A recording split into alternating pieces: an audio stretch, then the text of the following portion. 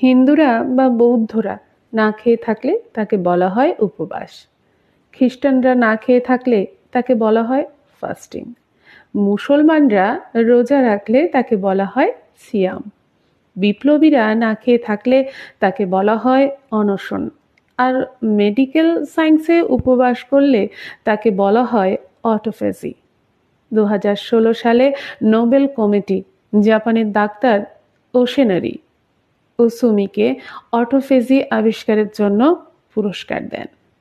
যাই হোক, অটোফেজি কি চলুন জানা যাক। অটোফেজি শব্দটি একটি গ্রিক শব্দ।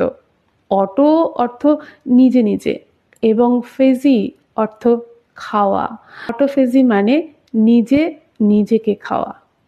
মেডিকেল সায়েন্স থেকে জানা যায় শরীরের কোষগুলো বাইরে থেকে কোনো খাবার না পেয়ে নিজেই যখন নিজের অসুস্থ কোষগুলো খেতে শুরু করে তখন মেডিকেল সায়েন্সের ভাষায় তাকে অটোফেজি বলা হয়। আর একটু সহজভাবে বলি, আমাদের ঘরে যেমন ডাস্টবিন থাকে অথবা আমাদের কম্পিউটারে যেমন রিসাইকেল বিন থাকে, তেমনি আমাদের শরীরে প্রতিটি কোষের মাঝেও একটি করে ডাস্টবিন রয়েছে। সারা বছর শরীরের কোষগুলো খুব ব্যস্ত থাকার কারণে ডাস্টবিন পরিষ্কার করার সময় পায় না। ফলে কোষগুলোতে অনেক আবর্জনা ও ময়লা জমে যায়। শরীরের কোষগুলো যদি নিয়মিত তাদের ডাস্টবিন পরিষ্কার করতে না পারে তাহলে কোষগুলো একসময় নিষ্ক্রিয় হয়ে শরীরের বিভিন্ন প্রকারের রোগের উৎপন্ন করে। ক্যান্সার বা ডায়াবেটিসের মতো অনেক বড় বড় রোগের শুরু হয় এখান থেকেই। মানুষ যখন খালি পেটে থাকে তখন শরীরের কোষগুলো অনেকটা বেকার হয়ে পড়ে, কিন্তু তারা তো আর অলস হয়ে বসে থাকে না।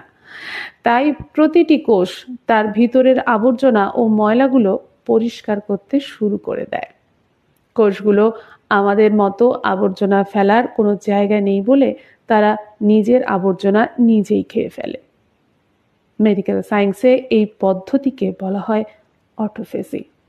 শুধুমাত্র এই জিনিসটা আবিষ্কার করেই জাপানের ওশিনারি ওসুমি 2016 সালে নোবেল পুরস্কার পেয়ে গেলেন। তিনি আবিষ্কার করেন যে 12 থেকে 24 ঘন্টা উপবাস রাখলে মানুষের দেহে অটোফেজি চালু হয়ে যায়।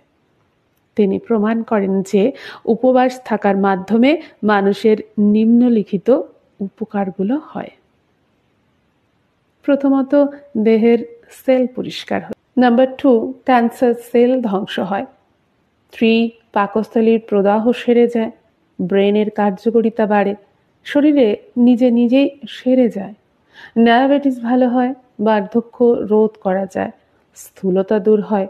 দীর্ঘ জীবন লাভ করা যায়। নমস্কার, ভালো থাকুন, সুস্থ থাকুন।